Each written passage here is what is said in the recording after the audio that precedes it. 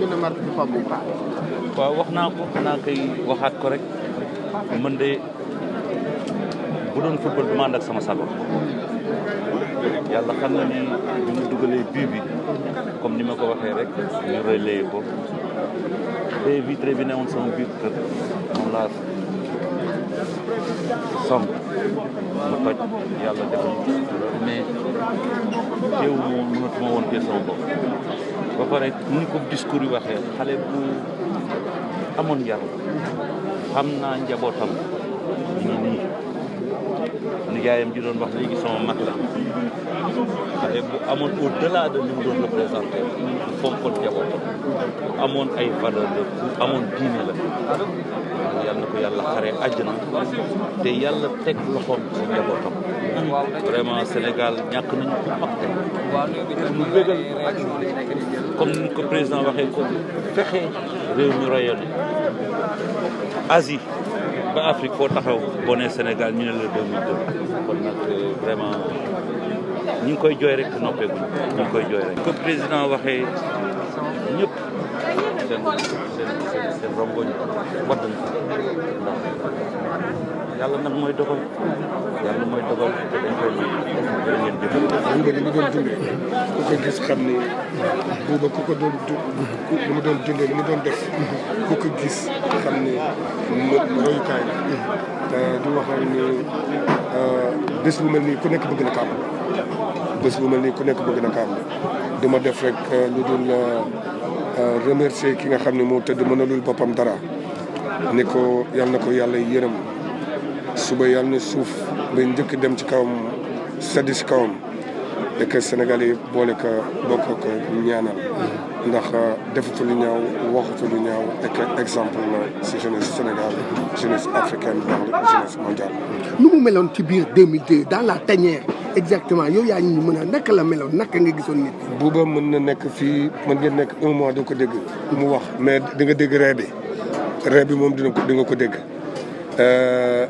Bouba ñun sax si biir terrain bi man entraînement bu ma daan mer damay xund comme ni ñu koy waxee génn mais Bouba mosoo ko dégg mu mer kanamu xale boobu mu yoroon ku ko gis bëgg ka kanamu xale boobu mu yoroon ku ko gis bëgg ka moom la démalee ndax bi mu ñëwee Angleterre maag fa jiitu dafa ñëw lan la ko anglais yi dañ ko wutaloon tur man anglais yi tudde ma bad boy moom anglais yi tudde ko baby face kanamu xale boo ko gis xam nga xale ñëpp a koy bëgg boo ko gisee da nga koy bëgg et di wax rek ni Bouba mënoon na fi toog ba génn bu la miinul dëgg-dëgg dëkkalut yow parce que man moom dañu dëkkoon bi muy ñëw Lens foofu la ma fekk ñu teg ko hôtel Gervais Martin mi ngi fii témoin la ma ne ko mu ñëw sama kër dëkkan man at sama jabar di añe suma kër looloo tax famille bi ma dem ba dugal leen teen moom nii et Bouba tamit ni mu ñëwee rek la demee discrétion ndax ñëw na ba Sénégal ba mu feebaree kenn xamul woon ni Bouba Diop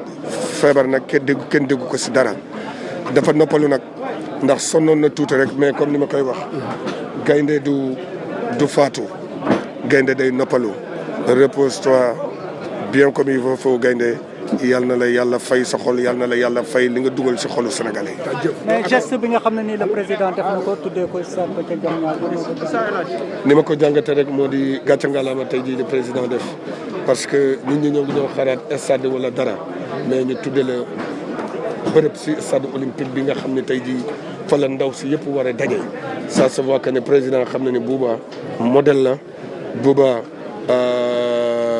ku dañu war jàng ci moom et Bouba bàyyi na fi œuvre bu mag bu nga xam ne tey jii xale yi waruñu leen bindal mais dañ leen war a wax kuy Bouba Diop rek bu ñu demee si centre boobu ñu def fa œuvre am yëpp lu mu def. Surprise et meurtri est tombé sous le choc. La perte est immense pour sa famille, pour la nation et pour le monde sportif. De son club de Ndefane Saltigué de Rufisque au Jaraaf de Dakar, en passant par les meilleurs championnats européens, jusqu'au sommet du football mondial, Pape Bouba s'est forgé un brillant parcours, tel un rayon de soleil qui illumine tout sur son passage. footballeur talentueux et intelligent. Il était connu pour sa rage de vaincre hors du commun. Et nous avons tous en mémoire le fabuleux match d'ouverture de la Coupe du Monde le 31 mai 2002. Après une course époustouflante sur plus de 40 mètres, Pape Bouba inscrivit le premier but de cette édition, qui était également le tout premier but du Sénégal en Coupe du Monde de football. Malgré la gloire, Pape Bouba est resté un homme simple, modeste et discret. Ses parents, voisins et amis l'ont dit. Pape Bouba était un humaniste courtois, généreux et pieux.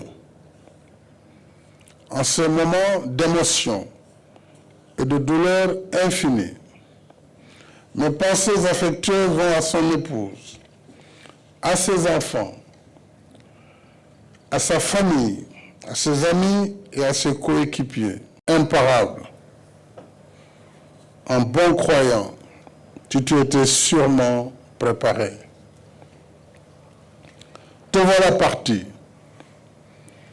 Mais si courte qu'elle fut, ta vie aura été utile à ta famille, à ta communauté et à ta nation. Gatchengalama, Pape Bouba. Tu nous as comblés de joie, de bonheur et de fierté. Tu as honoré ta famille, ta communauté et ton pays.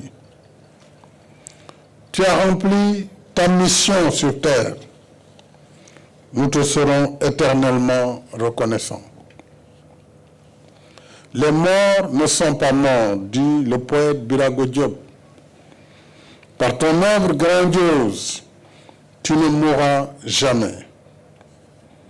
Nous te garderons toujours dans nos cœurs. Ton souvenir restera à jamais gravé dans nos mémoires. Et pour honorer ta mémoire, j'ai décidé de vous élever à titre posthume à la dignité de grand officier dans l'Ordre national du Lion et également d'offrir ton nom au musée du football qui sera érigé très prochainement au Stade du Sénégal à Diamniadio.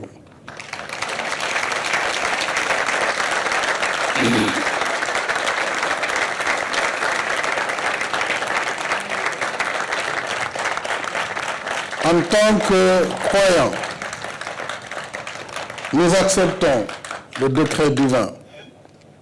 Nous prions Allah, le Tout-Puissant, généreux et miséricordieux, de t'accorder sa grâce, de t'ouvrir grandes les portes du paradis et de te placer parmi ses élus.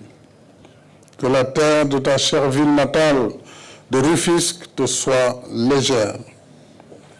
Pape Bouba Diop, lion à la belle épopée, maintenant que tu as passé ton dernier rugissement, repose en paix pour l'éternité.